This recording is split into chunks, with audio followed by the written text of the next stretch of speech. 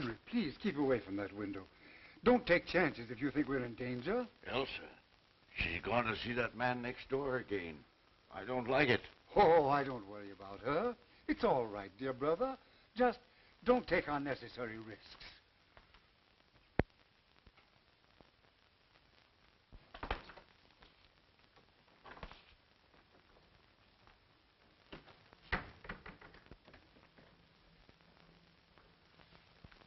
She's gone next door again. I know it. I saw her. Yes, sir. Thought you'd like to know, that's all.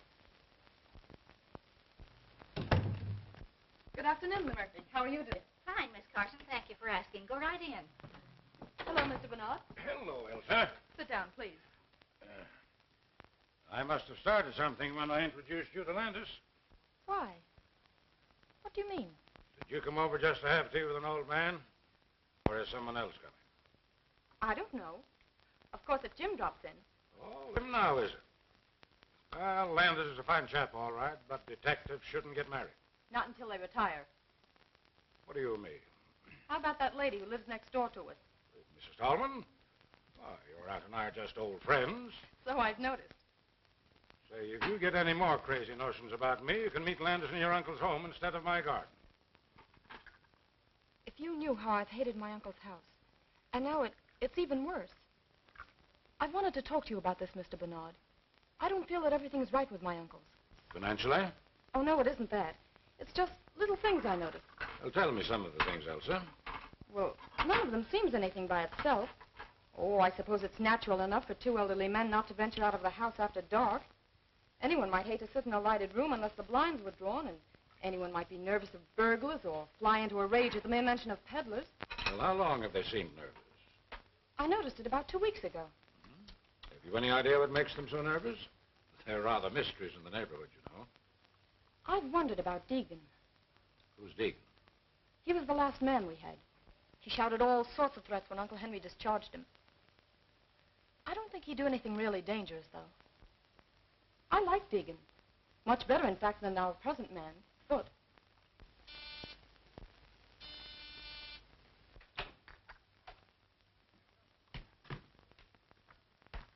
Good afternoon, Mr. Bernard. Hello, Elsa. Sit down. I'll pour you some tea. Are you all through? Yep. I have my man in jail, and my work here is finished. I'm going to town tonight. Give my regards to all the gang at headquarters. I surely will, sir. But don't think for a moment you're forgotten. The old-timers all hold you up as a shining example to me. They call me Sherlock Jr. Well, the old ways had certain merits. Don't disregard them entirely. You're not finished already. What's the hurry? I was going to take you for a little drive. It's the last chance I'll have for a while. Oh, don't mind me. I'll go for a stroll. Sit down. We have nothing to say that can't be said before you. Oh, haven't we? Hello, everybody. Having a little tea party?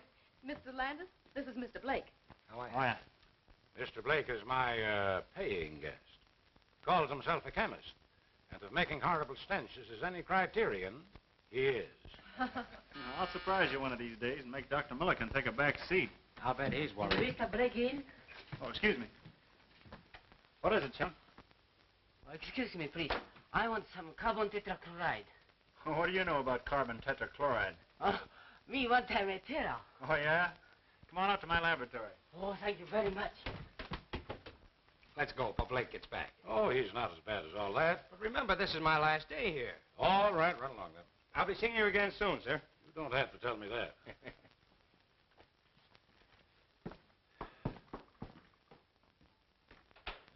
What a glorious thing youth is. Pity it's wasted on the young. I beg your pardon, sir? Oh, nothing. Aren't you going to let Mr. Blake have some tea? What's the matter, Blake? Oh, nothing. Has Miss Carson gone? That's your hated rival kidnapper. Who is he? Oh, a youngster who got on the detective force through political pull, then upset all predictions by making good. I should think she's better than that. She'll inherit all her uncle's money, won't she? Yes, and the old misers are quite wealthy, too. You said you'd see the way was clear for me, and you haven't kept your bargain. Keep a civil tongue in your head, you pup. You better talk to her, or... Or what? You'll find out. Any more of this double-crossing, and I'll wring that scrawny old neck of yours.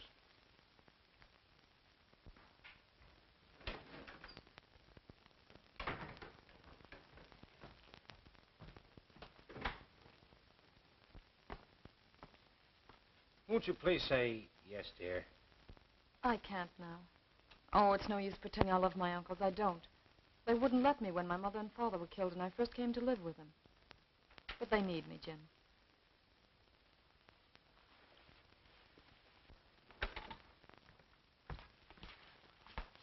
I saw you, you rake. Under my very nose. Now get into the house, you baggage. Hold on, sir. You must be crazy. I'll show you with a load of buckshot how crazy I am. Get out of here. Wait, Elsa! I'm going to marry your niece whether you like it or not. Over my dead body. That may be a prophecy. What's that? Excitement is dangerous to a man of your age.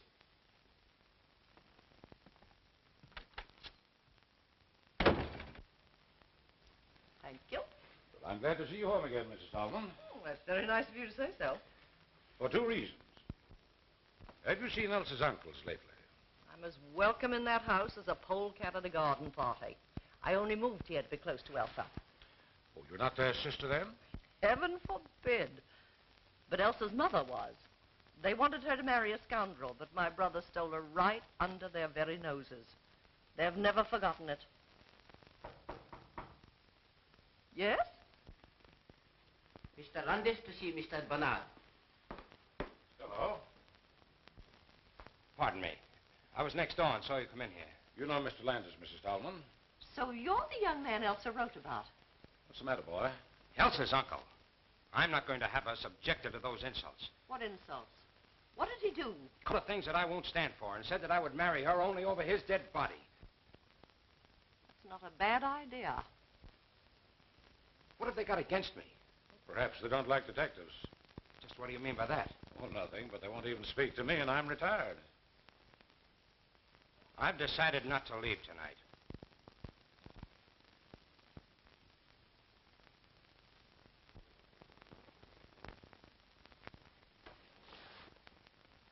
Henry, there's a man sneaking about the garden.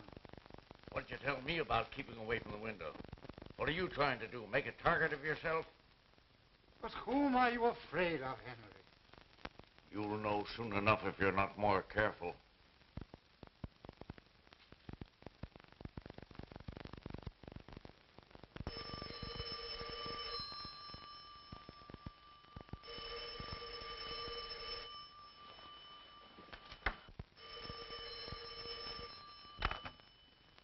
Hello?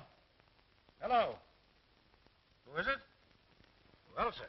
Please come over. Something terrible has happened. I'll be over as soon as I get dressed. Oh, please, Mr. Bernard, tell me what to do. There, now, dear, keep cool. Now tell me, what's happened? Uncle Henry. In there.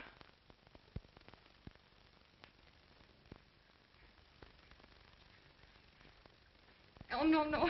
I can't go in there again.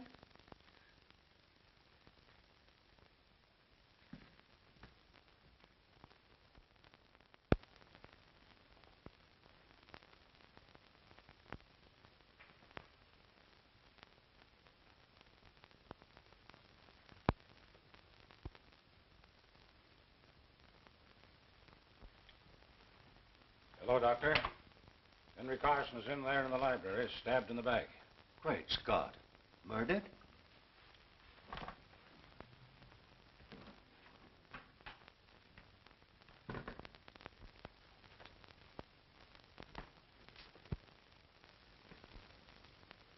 Good. Well, this is the one time I didn't expect to see you, as if you'd stepped out of a bandbox.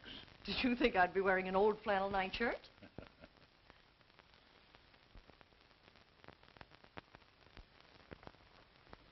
There, there. It was a dreadful shock, wasn't it?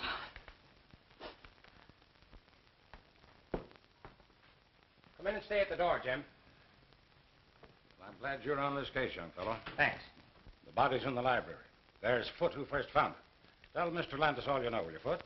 Unless you'd rather look in the library first. Anything you suggest. I suppose you'll take charge. Oh, no. I'm on the shelf, but I'll help you if you want me to.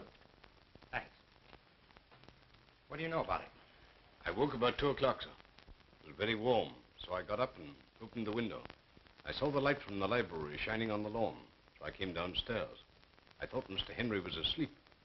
I shook him very gently. He wasn't asleep. I called Miss Elsa. Elsa, were you awake when the butler rapped on your door? Yes. I mean, no. I don't think so. Did you hear anything unusual before he rapped?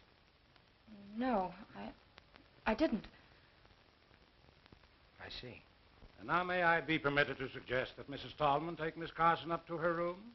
Well, you don't have to. I was going to do it anyway. On your way, young lady. Oh, Uncle Charles, don't come down, please. Why not? What's the matter? We hope to break it to you gently, Charles, but you'll have to know it sooner or later. What is it? Why don't you tell me? It's Uncle Henry. He's dead. Dead? Henry. I knew it. My poor brother. I'll go next.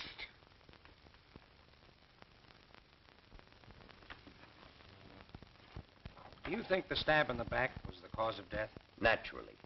But this was done with a fine instrument, which accounts for so little superficial bleeding. There was none. The edges of the cut in his shirt and undershirt were bloodstained. Yet if the instrument reached the heart, there would be blood on it when it was withdrawn. If it reached the heart. Young man, I'm short of sleep. Good night.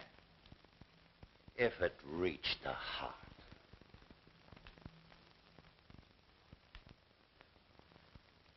Seems annoyed, doesn't he? Well, naturally. First you doubt the wound as the cause of death. Then you talk about it having reached the heart. That's right.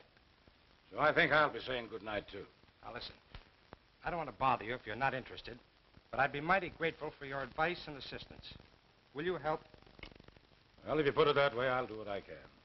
Okay. Would you prefer to work independently, or shall we compare notes as we go along? Well, we'll make notes as we go along and then draw our own conclusions. Swell. Now, if you don't mind, I'll start with this room.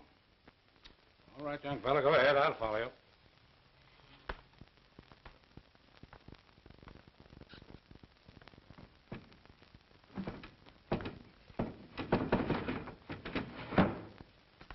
Evidently, the murderer didn't come in by the window.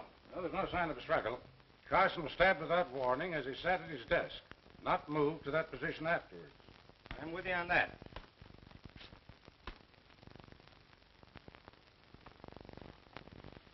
Hey, look here a minute. How do you suppose that blood got there? Did you expect to find it? No, just noticed it. What do you make of it? I don't make anything of it unless someone cut himself accidentally. Carson's wound never bled like that. Look, there's a little mark here, too, in line with these spots, where a sharp point scratched the shellac. That's interesting. Someone dropped a sharp instrument here that had blood on it, and the blood dripped a little. Mm-hmm. Well, for the present, that explanation ought to serve. But where's the weapon? I haven't seen a sign of any possible weapon, blood-stained or not. What's that on the little table by the sofa?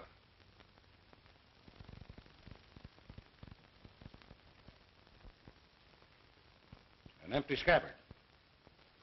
It doesn't look as though it would fit the weapon that inflicted the wound. Possibly not. And that's interesting, too. But where's the weapon that belongs to it? Might be worth finding out. Well, we'll look into that tomorrow. Meanwhile, is there anything more you want to do tonight? I don't want to keep you up, but I'd like to sleep on this with as much information as I can get. You know more about the household, and you were here first. All right, come over to my house, and I'll give you 15 minutes.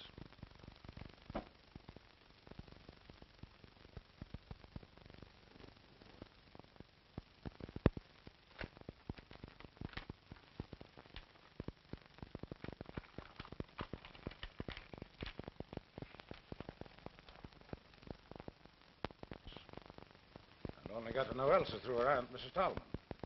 Well, that about covers everyone. Well, except Peter Blake, my lodger. What has he to do with it? Oh, probably nothing. But he's had his eye on Elsa for some time, and he knows she'll inherit her uncle's fortune. Well, as far as that goes, I could be suspected myself. Or Mrs. Tallman. You remember what she said. Well, now there's something else. Elsa was very agitated, of course, but wouldn't let me send for the police, which struck me as, well, unusual. She naturally wants to have the murderer punished. Yes, you think so? Yet when I suggested that she send for her aunt, she stammered a very poor excuse. But you did send for her. Oh, yes. Now, don't misunderstand me. I don't for a moment suspect either one of these two women. But there's something peculiar at the back of Elsa's attitude. She's fond of her aunt, isn't she? Oh, devoted to her. Well, I guess that's all. Oh, yeah. Let me show you what I found. I found it beneath the dead man's hand.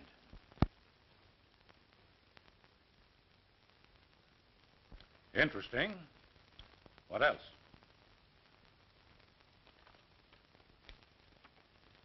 A dead mouse. That's interesting, too. It's prima facie evidence against the housemaid, but it's not just the kind of evidence we're looking for, is it? Maybe not. Who knows? Good morning, dear. I wanted a moment with you alone before Bernard arrives. Let's go to the sitting room. I'm afraid I had no washout this morning. I hardly slept all night. I know the shock must have been terrible.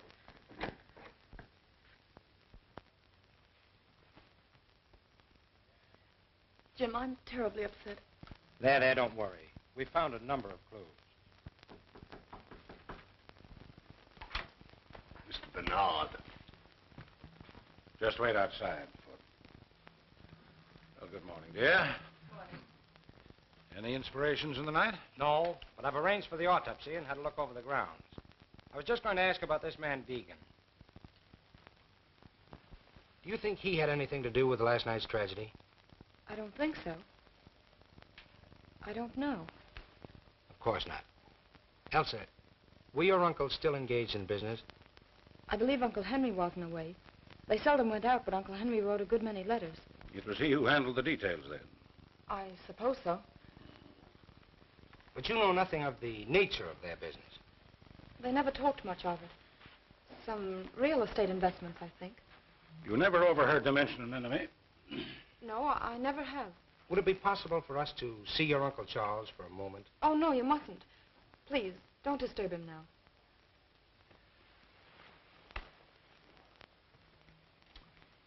You know what he meant when he said, I knew it. Only that he's been afraid of something for weeks. You know of any quarrels your uncles may have had with anyone? Anyone at all, recently? Don't mind me. If I'm guilty, I'll condemn myself. Did anyone else call at the house yesterday or last night? Well, what was that? Did anyone else call yesterday or last night? I don't think so. Won't you let me go now? Before you go, may I ask you one more question? What is it? Well, I just want to know whether you saw anyone other than the regular household about the place last night before the tragedy. No, I did not.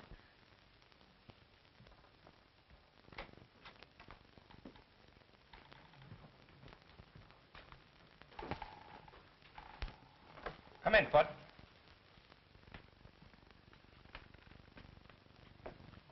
Sit down.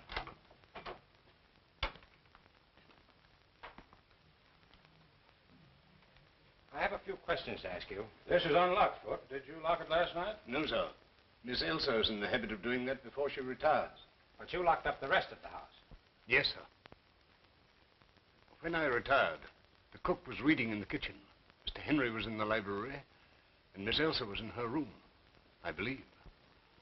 Is there anyone else in the household? The housemaid, Helen Smith. Thanks, that's all. Send the cook in to us. Oh, wait. Did you see or hear anyone last night? Not exactly. What do you mean by that? Nothing, sir. Okay, send the cook in. A little experiment in psychology. Foot knows that we know he's holding something back. You'll have a good alibi. All the better. We'll check it and place him in the case one way or another. Come in. I'm afraid I don't know your name. Miss Dubbin, sir. Now, Miss Dubbin, I want you to tell me what happened last night. Sit down, please. Well, it was after dinner when the dishes was washed up with the help of Helen Smith, who is always neat and helpful with a quiet tongue and tidy ways. Not like that Mr. Foote who thinks he owns the house. Skip that. Go ahead. Mr. Foote had some silver to polish in the pantry. So I settled down to read a book called Passions in the Purple. And, sir, while I don't go much for princes or princesses in a rule, I must say those two was as deserving a pair of young lovers as you could ever hope to find. Exactly. And after you read about them for a while, you went to bed. Yes, sir. But it was quite late. And then I had such a fright. What frightened you? It was nearly midnight when suddenly I looked up from the book page as if some power outside myself had drawn my eyes to the window. And there was a man's face, right up against the glass. I nearly fell off at the chair, because in the book, the prince has been captured. Did you recognize the face? No, sir. I was much too scared. Did you warn Mr. Henry? Me warn Mr. Henry? With his terrible temper?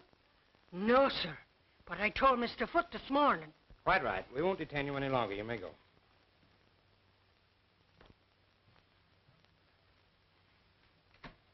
Well, that's that. What do you make of it? I think I'd like to have a few more words with our friend Foote.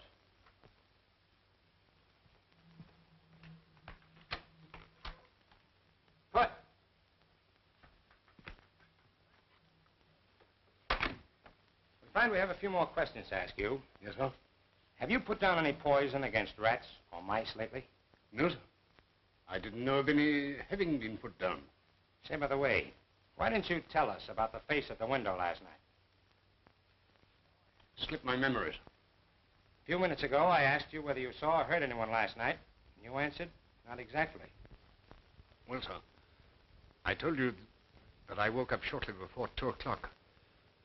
But I woke before that, around midnight, I believe. I was awakened by voices. A voice, anyway. Did you recognize the voice? Did you recall any words? No, sir. But I felt sure I'd been awakened by a voice. Did you get up? No, sir. Why did the murdered man fire Deacon? Sure, I don't know, sir. What hold did you have on Henry Carson to make him fire a good man without cause, just to make a place for you? You'll excuse me, sir, but I don't know what you're talking about. Did you ever hear of Foxy Wilder? No, sir. That's all. Send in Miss Smith.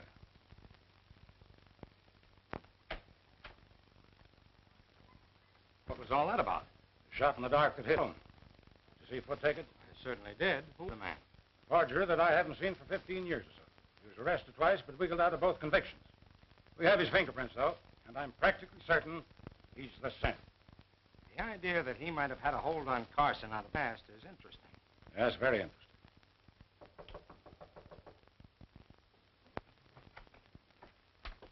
Take a seat, Miss Smith.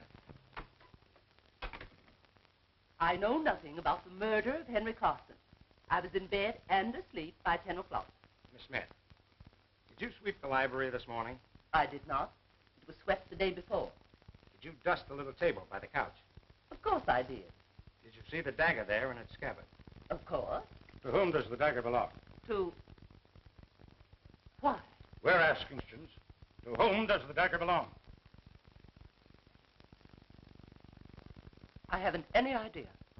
Does it belong to Miss Elsa? Well, if you're trying to accuse that poor innocent girl... It does belong to Miss Elsa, eh? I haven't the faintest idea. That's all, Miss Smith. You may go.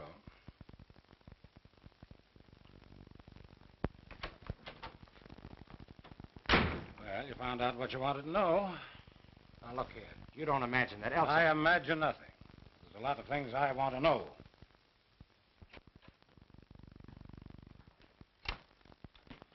Hello, what's up? Who? Henry Carson. He was a friend of yours, I believe. Well, I just knew him, sir. What are you, doing here, Mr. Blake? Oh, just experimenting. You have a lot of poison gas, I see. Why, yes. Oh, no, not exactly. But say, Mr. Landis, I wouldn't think of killing old Carson. Oh, of course not. We'll be ready in a few minutes. Why, I'm out to lunch. I have an engagement. Going far? Oh, no, just around here.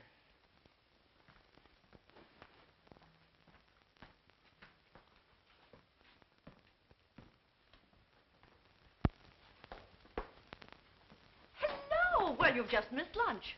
What's the bag for? Uncle Charles insisted I come to stay with you. Well, wonders never cease. Well, you're welcome, my dear. Take any room you like upstairs and make yourself at home. Are you acting as convoys? Oh, no, we just met outside. Landis wanted to call on you, so I came to take care of him. Well, a lot of help you'd be. Step into the drawing room. Chong, take Miss Elsa's bag upstairs. We'll just see what they want. Sit down.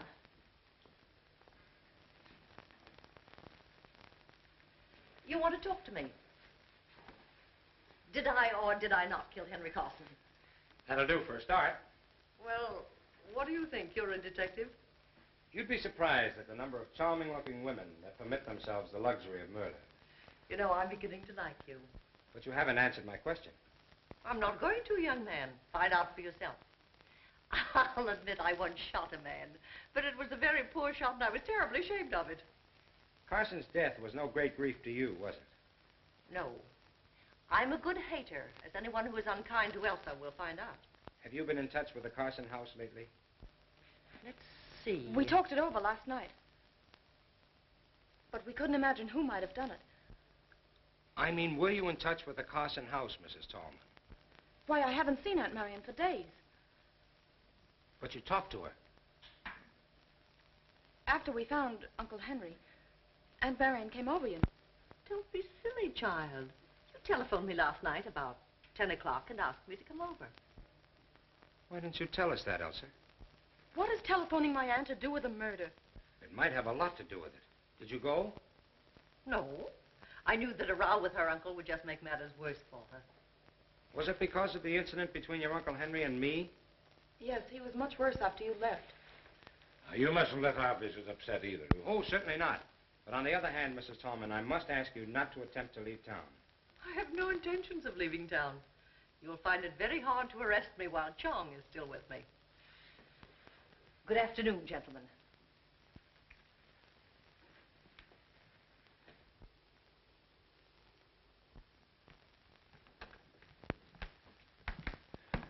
I'll inform Mr. Carson that you're here, sir. Say, Foot seems like cocky. Did you notice the change?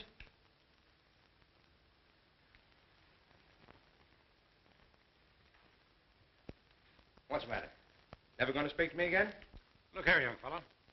What is the idea of that last crack to Mrs. Tallman? Too bad if it turns out to be her. You go chase yourself. Well, gentlemen, here I am. Be seated, gentlemen, please.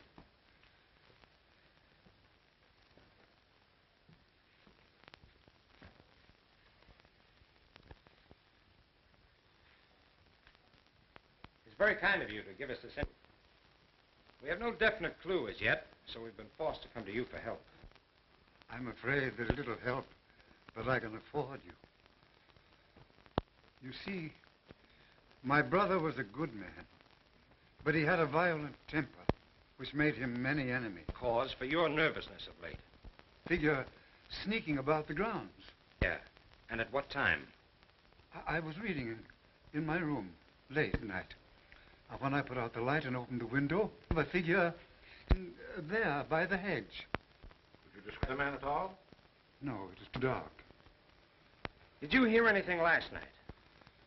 I was very tired, and I didn't wake up until Foot called me. I'm sorry I can be of so little assistance, but I'm here. Apprehensive yourself lately, haven't you? You said something about being the next to go. Yes. I regretted those words the moment I had spoken them. I had wished to frighten Elsa more than she'd been frightened already by the tragic fate of her brother.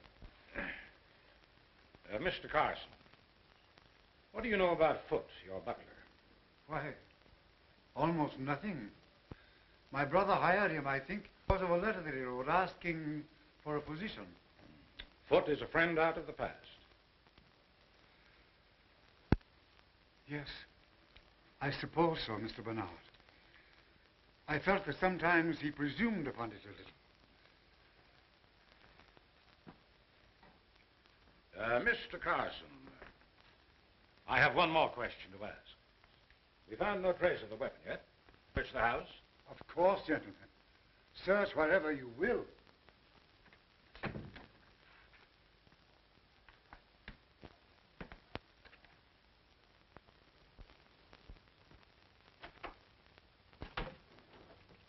No use looking in there. If it were hidden among her clothes, she'd have found it herself.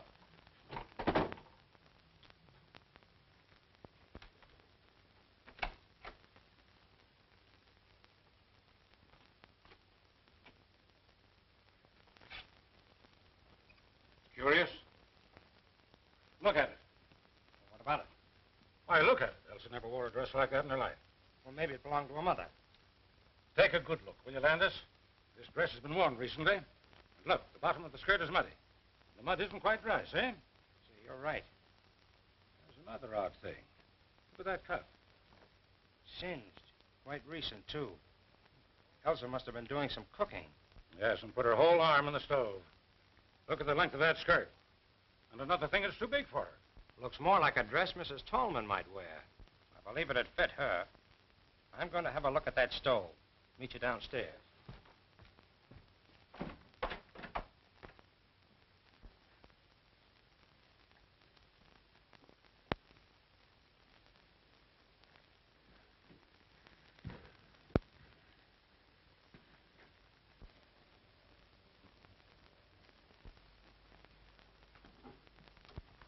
Excuse me, sir.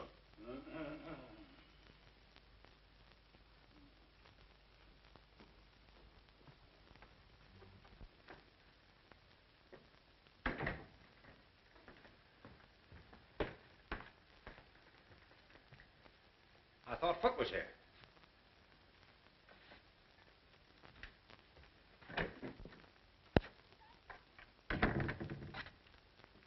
Foot. Do you remember anything more about the voice that awakened you earlier in the evening? I really don't remember anything more than I told you, sir. Well, do me a favor and try hard to remember now, will you? I'll try, sir.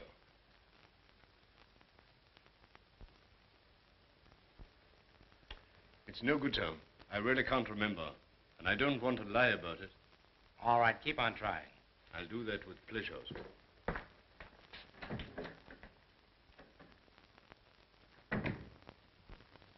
No, I can't say that I noticed anything peculiar about the library chandelier.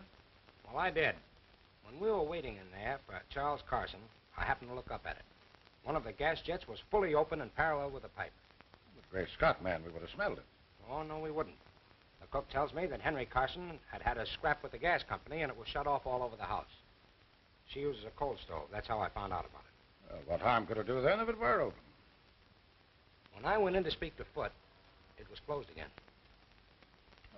But who would have touched it? Was Foot in there long enough to have turned it off? Oh, quiet. What on earth has that got to do with the case? You don't see the connection? No, frankly, I don't. Well, possibly not. It was just a crazy idea I had about Blake. I don't take much stock in this affected humility of yours, young fella. Come on now, what's the connection? We'll see. Oh, I think the facts out of the cook that the man at the window looked like a foreigner.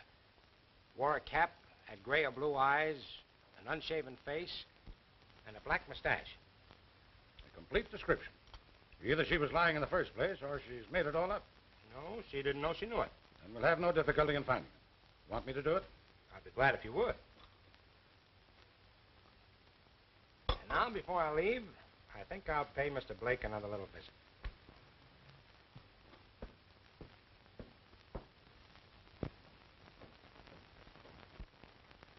Look here, what do you want to know all this for?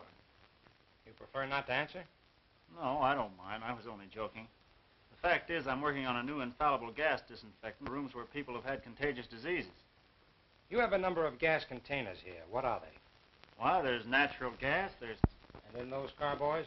ether, ammonia, and chloroform.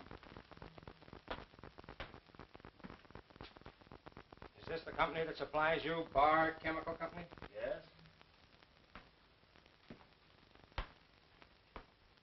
Anyone come in here? Well, there was Chong, you know. But wait, that fellow Foot from over at Carson's was in here one day. What did he want? Well, I'd promised Elsa a good cleaning fluid for her gloves, and she sent Foot over for it. That was 3 days ago.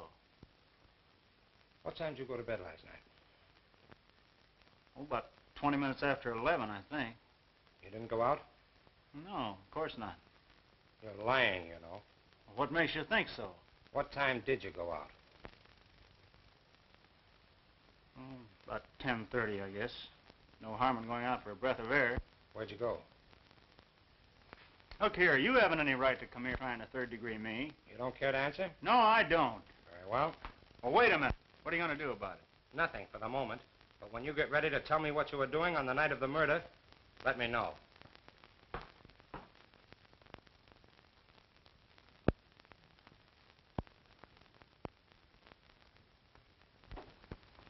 Good morning, good morning. You're an early bird. Or haven't you been to bed? You realize this is the third day now and we're just about where we started? Oh, I wouldn't say that. Well, I'm anxious to hear what you found out yesterday. Good. Sit down, then. Over the way, I checked on Deegan. The people who employ him were giving a party that night, and he was on duty until 4 in the morning. So that eliminates him. Well, I had better luck. I expect to produce the face at the window today. How? Through Briggs, the man Henry Carson was writing to. He's their real estate agent, and none too honest, I fear.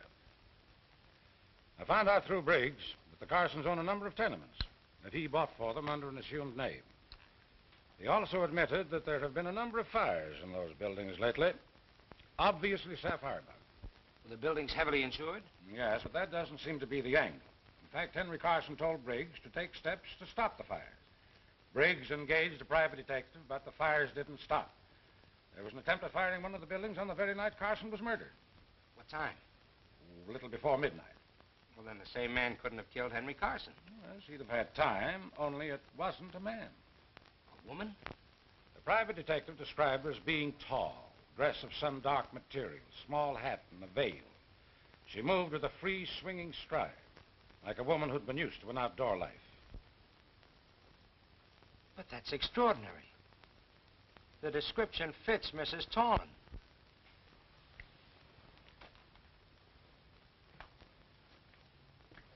I knew you'd say that.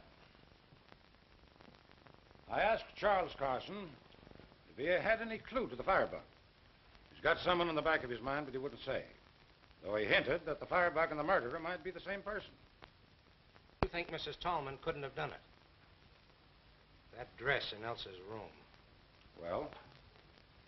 If she had just escaped arrest and thought somebody was following her, and instead of making for her own home, she made for the Carsons.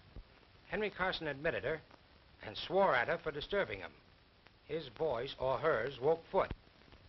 In the heat of the moment, she picked up the dagger, stabbed Carson, then hurried to the hall. Now let's say that by that time, Elsa had come out into the upper hall, and so Mrs. Tallman pulled herself together, went upstairs to the girl, and borrowed another dress to go home in, leaving hers with the cinched cuff. So you figured that you put two and two together, eh? His attitude? Yes, but it wouldn't explain the face at the kitchen window, which is an exact description of one of Carson's endowed tenants. A man who lost his wife and child in one of the fires. Let's go see Foot. Good morning, Doctor. Yes, and I was here very late last night. Carson's in pretty bad shape. Now, what's the matter with those servants? I've rung 3 times. Oh, good morning. Takes you a long time to answer that bell. It isn't my job to open the door. It's Foot's. Will you send Foot to us, please, Miss Smith? Yes, sir. Will you wait in the library?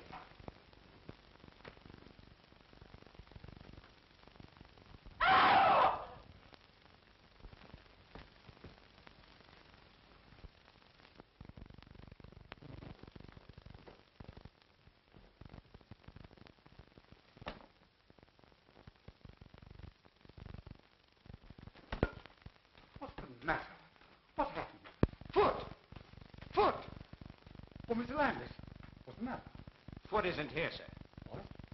The fact is, Mr. Carson, Foot has been injured. What? How could he be? He had no business leaving the house at this hour of the day. Dead. Dead? Foot? Oh, nonsense. Now, don't get excited, Mr. Carson. Foot was killed last night. Murdered? Was he killed here? Mr. Landis, was he killed here? That's right. What does it mean?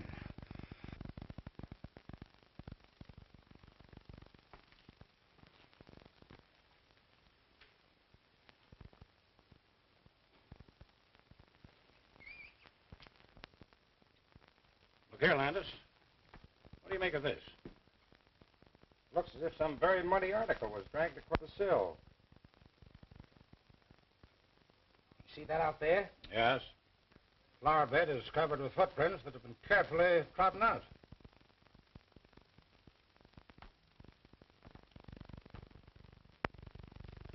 Did you look at... Oh, traces of...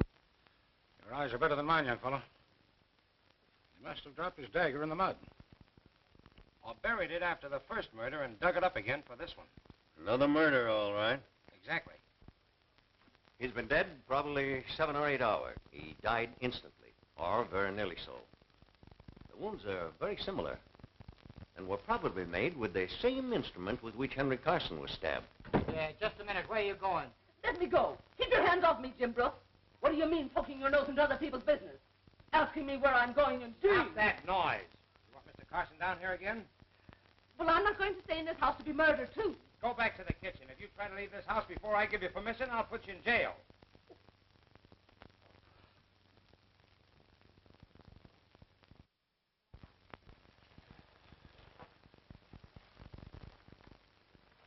Helen Smith is gone, and there's only the cook, so I had to come back. Yes, dear, we let her go home. I've questioned both those, and I can't throw any light on the case. Now, I want you to trust me, Elsa. I do trust you, Mr. Bernard. Then I want you to tell me how you knew that your aunt came here at a late hour the night your uncle died. I can't. You'll tell Jim, and he already suspects Aunt Marion. She told me so. Now, my dear, you've asked me to help you, but you won't help me. I want to prove a record is clear, but I can't do it unless I know everything. I suppose I ought to trust you. I know you wouldn't say that just to find out. No, I wouldn't. All right. I got up to get a drink of water, and I heard the library door close and looked downstairs. What time is it? A little after 1 in the morning. What did you see? Seemed so treacherous. I saw my aunt. Was there a light down? Just a dim nightlight. But I called out, Aunt Marion. Yes, what did you say? She didn't say anything. She put her fingers to her lips. Then she waved me a kiss and hurried out the front door. What sort of clothes was she wearing? Something dark. A dark brown or green dress and a small hat. Could you see her face? Not clearly. There was very little light, and her face was in shadow. Well, could it have been the figure of the housemaid? I suppose it might. Oh, no, it couldn't. Aunt Marion waved a kiss to me. Helen would never do that. Could it have been the cook? No. Oh, Mr. Bernard, do you suppose it wasn't my aunt after all? Well, she didn't speak. And one might have the presence of mind when you called out Aunt Marion to play the part of your aunt. I hope you're right. I couldn't believe Aunt Marion would do anything so horrible. Well, neither could I. But in the meantime, don't say anything about it to anyone, especially Mrs. Tallman. And don't worry. You are a comfort and a darling. I want you to promise me that you won't arrest Mrs. Tallman for 2 or 3 days. I'll call it a hunch if you like. All right, sir. I'll take a chance on your judgment. What are we doing here? I'm going to have another look at that dress.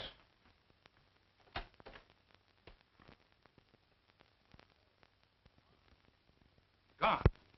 Gone. I'll have a chat with Elsa about it.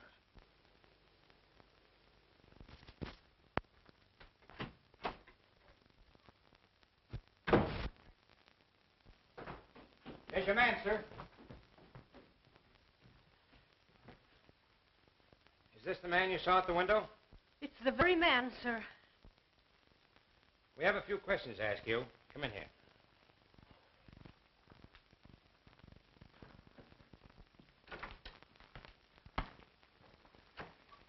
Sit down.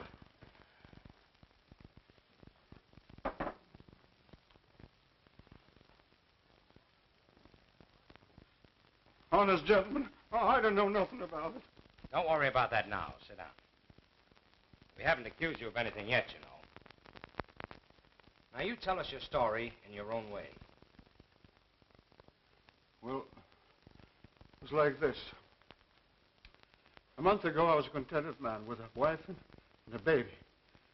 He was as pretty a kid as... Well, I'd been working one night, and I was getting home late. I saw a lot of people running towards my street, so So I ran too.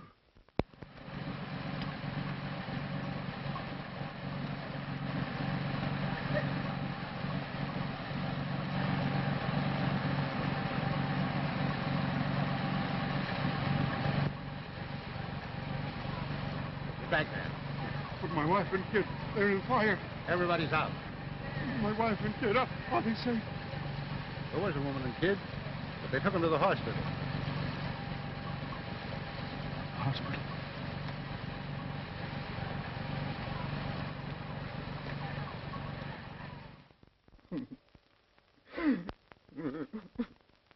Excuse me, gentlemen.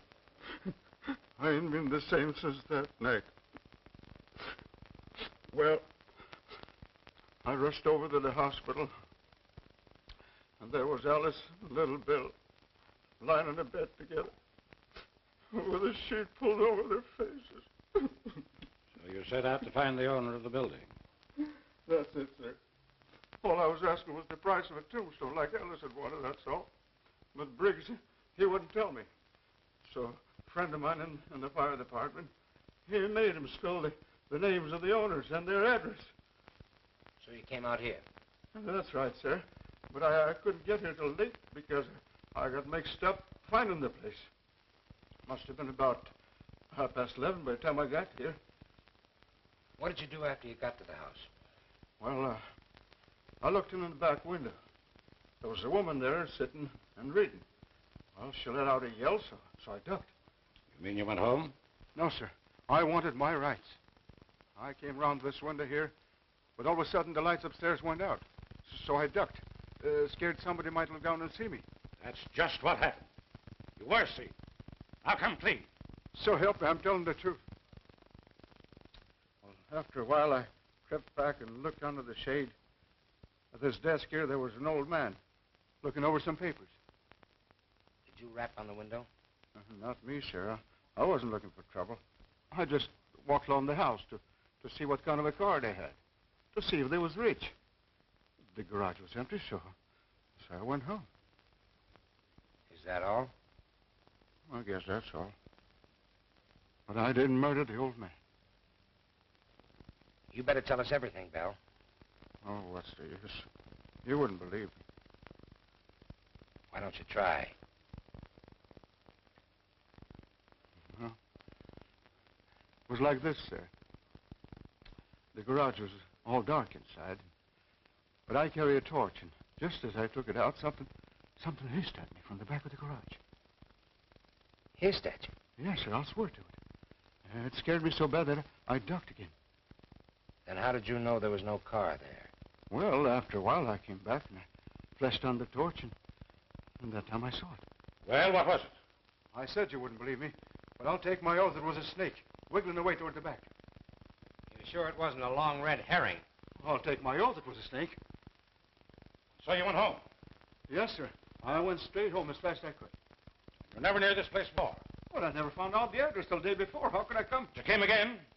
I never did, sir. I never came near that place again. You came here last night, crept in, stabbed another man at that desk, just as you stabbed Henry Carson. I didn't, sir. I didn't. I swear I didn't. Where were you last night after midnight?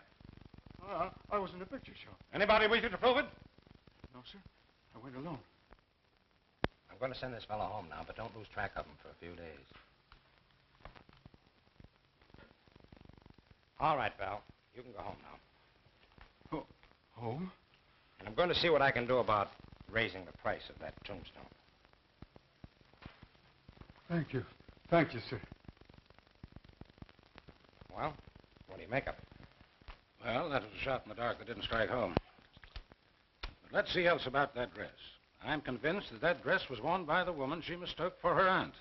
Do you really think it possible that it was Helen Smith or the cook? I didn't take the Helen Smith. She showed a vicious temper and was quite callous at leaving Elsa alone. And for a good cook, Miss Devon strikes me as being unconvincingly brainless. She told the truth about the man at the window. Yes. And she was the only person in the household that was up late the night that Henry Carson met his death. And so far as we know, she was alone downstairs with Foot last night when he died.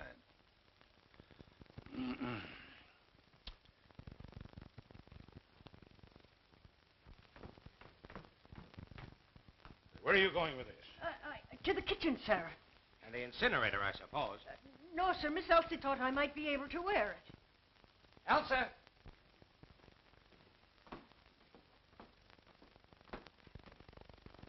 Did you give this dress to the cook? Why, yes. I found it at the bottom of Foot's trunk. Foot? Well, Foot must have planted that dress in here. And it would be the logical place for him to hide anything else. While Elsa was away.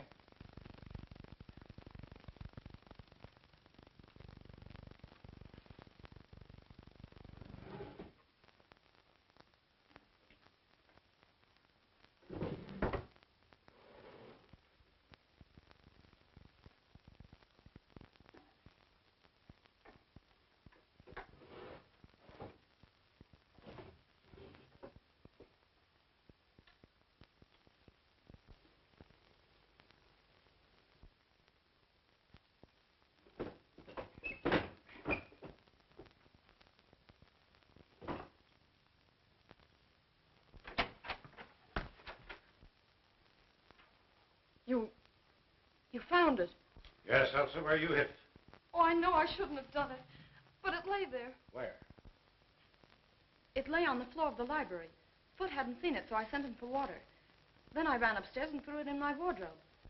That's why you called Mr. Bernard from upstairs, but why did you hide the dagger, Elsa? Oh, don't you understand? I thought I had seen Aunt Marion leaving the library. When I saw that dagger covered with blood... Then you washed it and later hid it in the drawer. You did a very foolish and dangerous thing. Oh, it wasn't as bad as all that, dear. There are other clues, you know. I'm sorry. But I'm not frightened anymore. The gentleman from the chemical company wants to see you, Mr. Landis. Oh, thank you. Will you come too? Excuse us, dear.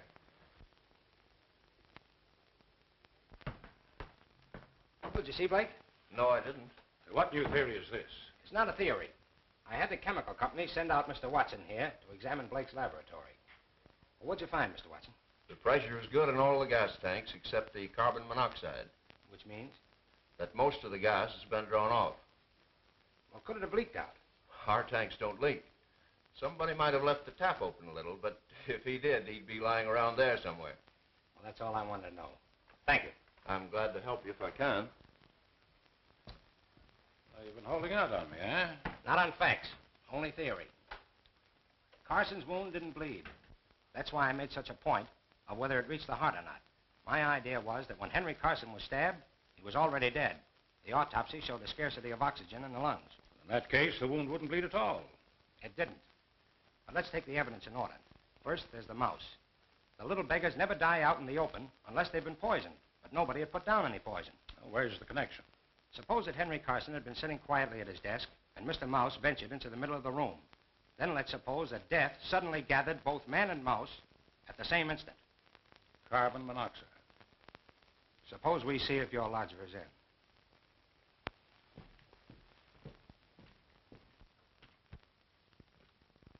Well, it looks like he skipped.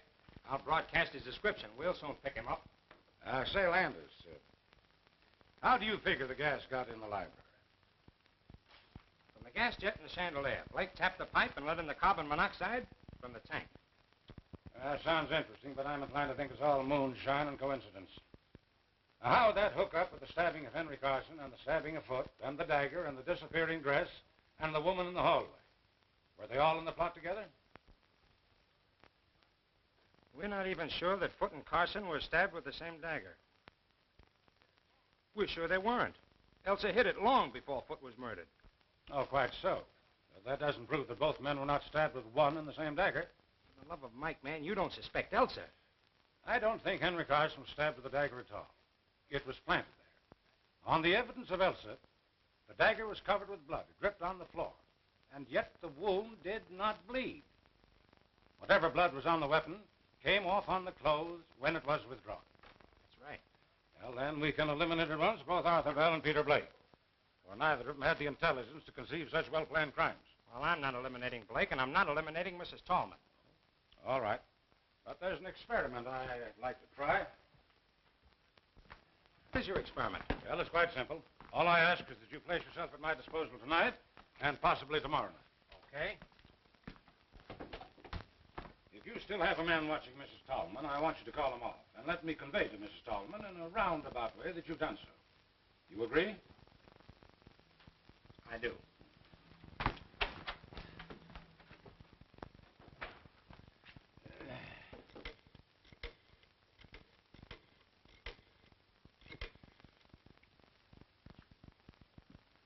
Hello, Elsa. Well, I think I have some good news. Landis has agreed to remove the man who's watching Mrs. Tallman. And he doesn't suspect her anymore? Oh, may I tell her so? Oh, I don't see why I shouldn't tell her. I don't think there's any secret about it. Well, I wouldn't be surprised if we had the real culprit any time now. Oh, it's a pleasure. Goodbye. All right, I've called off my man. What next? I want you to go back to your hotel and stay there quite openly. And about 11 tonight, slip out and creep up to my back door without letting anyone see you. Anyone at all. Can you do it? I think so. All right, then. Off with you.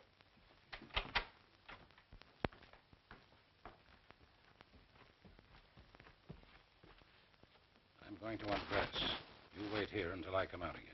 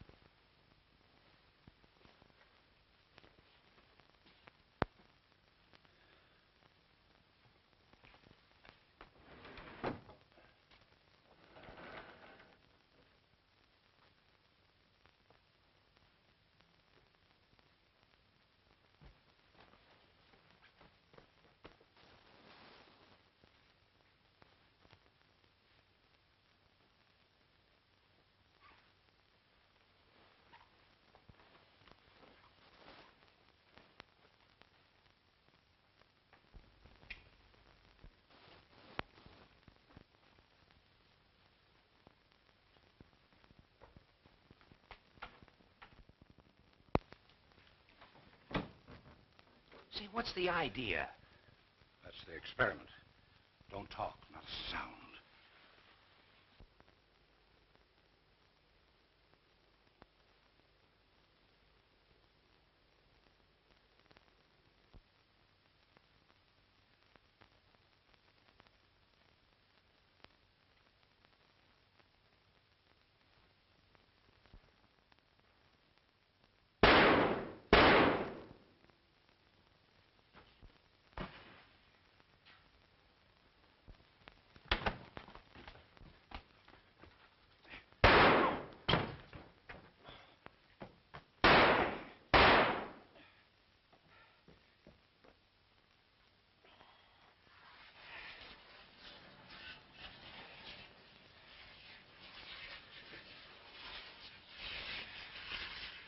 That's safe. Come on. Are you hurt bad? No, just wait. Hurry, we must catch him. Where the deuce are you going? What is all this? Now, this is my show, Landis. Bruce here is the detective working for me. You identify the firebug, Bruce? All but the dresser. Same height, carriage, and walk. Uh-huh.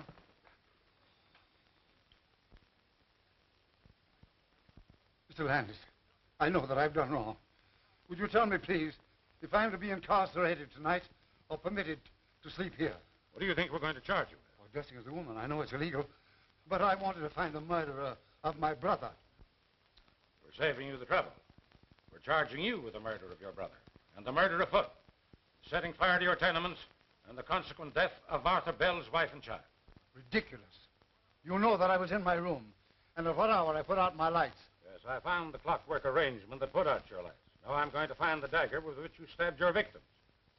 That was a smart idea of yours, planting the dagger smeared with your own blood. You see, I saw the first morning that you had adhesive tape on one of your fingers. Lies, lies, Mr. Landis. How long is this farce to continue? Until you confess. Come on, Landis. Let's find that dagger. I think I know where to look. One moment, gentlemen, please. I admit I'm the firebug. Unfortunately, I'm the miserable victim of a pathological mania. But I know nothing about the murder of my brother or afoot. That woman next door did it. You murdered them both. You fired your buildings for the insurance. Then you came home that night and found your brother as you thought asleep. With him out of the way, you would possess his fortune as well as your own. You saw the letter he was writing to Briggs, and you stabbed him to put an end to him and his interference. You're mad. But Elsa's cry awakened Foot, who came down and found you and Tallman in the tire. He proceeded to blackmail you. You lured him into the library, where you stabbed him as you did your brother. Pray, tell me, where is the weapon with which you imagine I killed my poor brother and Foot? It isn't in the house, so it must be somewhere in your course between the front door and the side door where you re-entered the house. Come on, Landis. We'll look the ground over again. Right. Oh, you've got your flashlight? Yes, well, we'll take Carson along.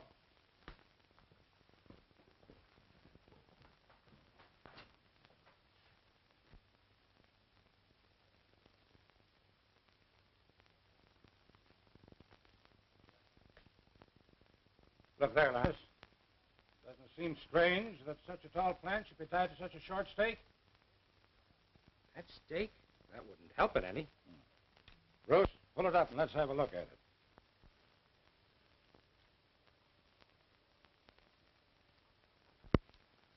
That accounts for the mud on Foot's back. You win, Bernard. But it took you years to do it. But I got you in the last trap. Okay, Bruce.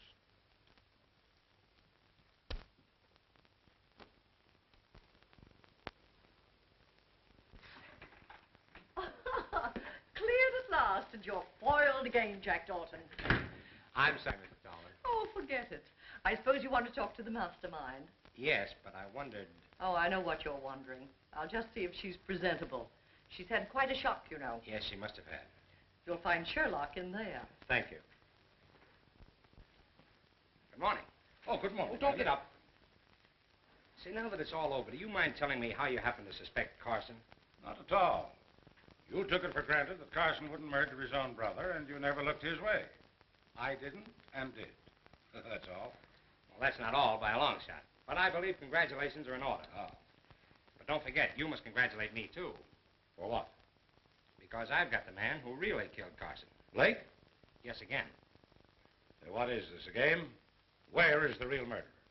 I have him by the hand. Are you trying to kid me? I'm not kidding. You killed Henry Carson. I never could figure why Foot should turn back that gas jet in the library. It didn't make sense. But you were there, too. It was easy for you to enter the library while I was talking to the cook.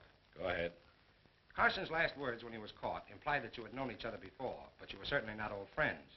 So you must have been enemies. You on the side of the law, he against it. So far, you're right. But not once could I get evidence to justify an arrest. Now, what else, young fella? There was Arthur Bell and the hiss of the snake. I took another look at the Carson garage this afternoon.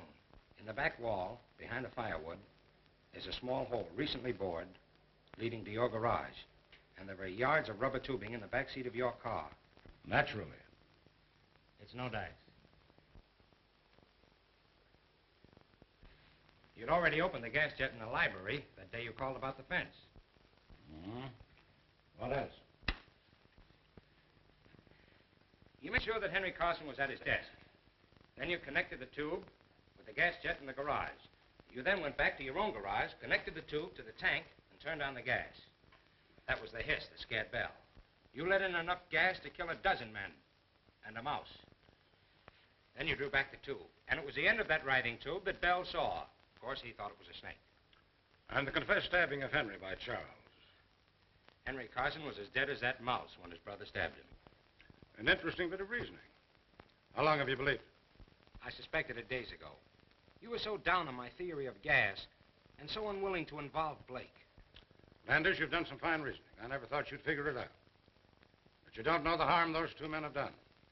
I came here to live with no idea but to trap them. You see, we never actually met, but they knew me as well as I knew them. Hello. Are you two still congratulating each other? We're pretty good. Well, there's someone outside who thinks so, too. Oh, you'll pardon me if I carry this investigation a little further.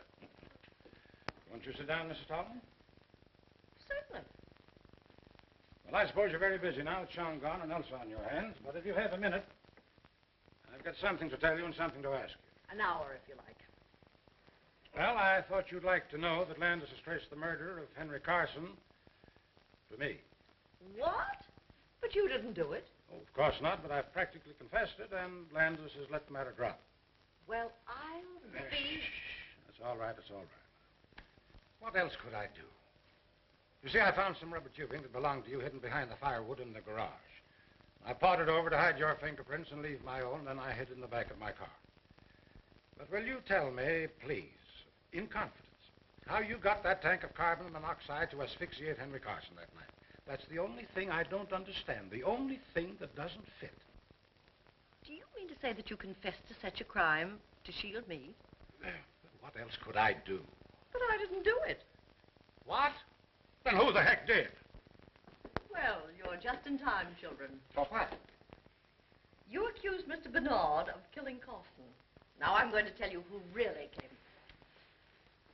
2 weeks ago, I was fool enough to remark in Chong's hearing that if somebody would only murder Henry Carson, I'd be the happiest woman in the world. The morning after Henry was killed, I remembered. And knowing Chong's devotion to me, I accused him of it. He blandly admitted that he pried open a window, sneaked into your house, stole the gas from Blake's laboratory, and asphyxiated the old scoundrel. Well, I'll be... Shh. But he'll have to be arrested.